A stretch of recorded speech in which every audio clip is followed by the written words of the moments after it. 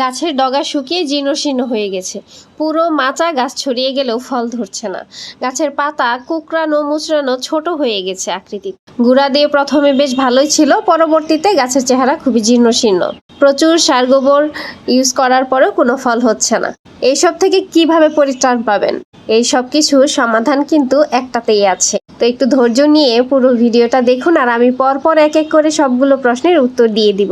সুস্থ সবল সতেজ গাছ দেখতে চাইলে এবং প্রচুর ফলন পেতে চাইলে এই কাজটা অবশ্যই করবেন। তো এই কাজটা কি, সেটাই হচ্ছে মূল কথা। ও হ্যাঁ, আমি যে টিপসগুলো বলছি এইগুলো কিন্তু মূলত ছাদ বাগান অথবা আপনি যদি বারান্দায় বাগান করতে চান সেই ক্ষেত্রেই বেশিরভাগ কাজে লাগবে, হয়তো বা অন্য কোনো কাজেও লাগতে পারে, তথাপি ছাদ বাগানের জন্যই বেশি প্রয়োজনীয়। তো এবার মূল কথায় আসা যাক। এই সকল সমস্যা সমাধানের প্রধান উপায় হচ্ছে প্রুনিং। হ্যাঁ, প্রুনিং কিন্তু দুই ধরনের হয়। প্রথমত হার্ড প্রুনিং আর দ্বিতীয়ত সফট প্রুনিং। তো এই প্রুনিং জিনিসটা কি সেটা আগে আমাদেরকে জানতে হবে। প্রুনিং হলো গাছ কেটে দেওয়া বা ছেটে দেওয়া, মানে গাছের প্রয়োজনীয় অংশ রেখে অতিরিক্ত অংশ কেটে ছেটে ফেলে দেওয়া, অথবা গাছকে একটা আকৃতিতে আপনি দিতে চাচ্ছেন, নির্দিষ্ট কোনো আকৃতি, সেই আকৃতি তৈরি করার জন্য সেটাকে কেটে ছেটে সে আকৃতি মতো করে তৈরি করা। তো এক্ষেত্রে হার্ড প্রুনিং আগে বলা যাক এই বিষয়ে।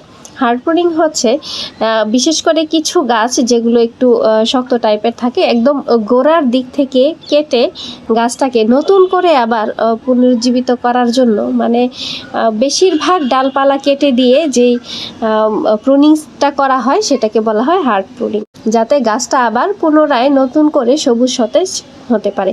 তো অবশ্যই প্রুনিং করার সময় একটা জিনিস মাথায় রাখতে হয়, সেটা হচ্ছে গাছ কেটে বা ছেটে দেওয়ার পর বা প্রুনিং করার পর পুষ্টিকর প্রয়োজনীয় খাবার গাছের জন্য যা প্রয়োজন সেগুলো দিতে হয় এবং পর্যাপ্ত পরিমাণে যত্ন নিতে হয়।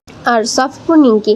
সফট প্রুনিং হচ্ছে গাছের পাতা অথবা ডগা থেকে কিছুটা অংশ কেটে নিয়ে সেটাকে প্রুনিং করা, মানে কেটে ছেটে দেওয়া। সেটা হতে পারে পাতা বা ডগার দিক থেকে, একদম গোড়ায় না, মানে বেশিরভাগ কাটতে হবে না, অল্প কিছু কাটলে সেটাকে সফট প্রুনিং বলে। তো এই লাউ গাছের ক্ষেত্রে কিন্তু সফট প্রুনিংটাই বেশি প্রযোজ্য। তা আমি এখন যে লাউ গাছটা দেখাচ্ছি, তো এই লাউ গাছটাতে কিন্তু সফট প্রুনিং কখন করতে হবে? প্রুনিং করার সময়, মানে গাছ যখন মাচায় উঠে যাবে, মূলত গাছে 8 থেকে 10টি পাতা যখন হয়ে যাবে, তখন আপনি গোড়ার দিক থেকে 3 থেকে 4টি পাতা কেটে দিবেন, আর ডগার দিক থেকে ডগা জাস্ট মাথাটা একটু কেটে দিবেন। আর যদি শাখা প্রশাখা থাকে, মানে গোড়ার দিকে কোনো শাখা প্রশাখা থাকে, সেটাও কেটে দিবেন। কেটে দেওয়ার পরে কিছুটা হলুদ মাখিয়ে দিলে তাতে কিন্তু ছত্রাক বা ভাইরাস আক্রমণ করতে পারে না, এতে গাছের কোনো ক্ষতি হবে না। আর যখন আপনি এভাবে প্রুনিং করে দিবেন, প্রুনিং করার পর খুব দ্রুত দেখবেন সপ্তাহখানেকের মাঝে নতুন আরও শাখা প্রশাখা বের হওয়া শুরু হয়েছে, এবং 2 থেকে 2.5 সপ্তাহের মাঝেই দেখবেন ফল ধরতে শুরু করেছে। এবং এইভাবে কেটে ছেটে দেওয়ার পরে যেটা হয়, গাছের শারীরিক গ্রোথ আরও অনেক বেশি হয়, মোটা তাজা হয় এবং সবুজ সতেজ হয়ে ওঠে। তবে হ্যাঁ ভিউয়ার্স, একটা জিনিস অবশ্যই মাথায় রাখতে হবে, প্রুনিং করার পর অবশ্যই গাছকে পর্যাপ্ত খাদ্য দিতে হবে। পর্যাপ্ত গাছের জন্য জৈব সার আপনি দিতে পারেন, কেঁচো কম্পোস্ট দিতে পারেন, গোবর সার দিতে পারেন। এই সার আপনি এই ধরনের সার বা গাছের উপকারী যে ধরনের কিছুটা ইউরিয়া সার ইউজ করতে পারেন, সেটা খুবই সামান্য পরিমাণে, ধরেন 1 চামচের 4 ভাগের 1 ভাগ। আমি যে টপটা দেখাচ্ছি এইরকম সাইজের একটা টপের হলে 1 চামচের 4 ভাগের 1 ভাগ ইউরিয়া সার। তবে এসব ব্যবহার না করাই ভালো। যদি আপনি জৈব বা আপনি কেঁচো কম্পোস্ট ইউজ করতে পারেন, ভার্মি কম্পোস্ট ইউজ করতে পারেন, নিম সার, খৈল ইউজ করতে পারেন, খৈলের গুঁড়া, তাহলে গাছ আরও বেশি পুষ্টিকর হবে এবং এটা গাছের জন্য আরও বেশি ভালো হবে। তো গাছের গোড়ায় চাইলে আপনি প্রতিদিনের সবজি কাটার খোসাগুলা, তবে অবশ্যই খেয়াল রাখতে হবে গাছের গোড়া থেকে মিনিমাম 4 আঙ্গুল পর্যন্ত দূরত্ব বজায় রেখে দিতে হবে এসব। একদম গাছের গোড়ায় ছোঁয়া লাগলে কিন্তু গাছের গোড়া পচে নষ্ট হয়ে যাওয়ার সম্ভাবনা থাকে। তো সেক্ষেত্রে অবশ্যই এটা মাথায় রাখবেন।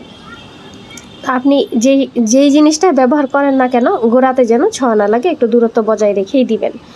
তারপর আপনি প্রতিদিনের এই রান্না করার যে চাউলের পানি, চাল ধোয়া যেই পানিটা থাকে অথবা ডাল ধোয়া যে পানিটা থাকে সেটাও গাছের গোড়ায় দিতে পারেন যদি ভালো ফলন পেতে চান। কাঁচা সবজির খোসা দিলে কিন্তু শামুক পোকার আক্রমণ হতে পারে অথবা কারা পোকা হতে পারে, তো সেক্ষেত্রে অবশ্যই পেঁয়াজের খোসা, ডিমের খোসা এগুলো ব্যবহার করতে পারেন যেভাবে আমি দেখাচ্ছি। আর যদি পেঁয়াজ বা ডিমের খোসা এগুলো গুঁড়ো পাউডার আকারে দেন তাহলে আরও অনেক ভালো কাজে দিবে। আমার এই কথাগুলো যদি আপনার একটু উপকারে আসে তাতেই আমার সার্থকতা। আর যদি আমার এই ভিডিওটি আপনার কাছে ভালো লাগে তাহলে অবশ্যই লাইক, কমেন্ট, শেয়ার করবেন এবং পরবর্তী ভিডিও পাওয়ার জন্য আমাদের সাথেই থাকুন। অসংখ্য ধন্যবাদ আপনাকে এতক্ষণ ধৈর্য ধরে পুরো ভিডিওটা দেখার জন্য।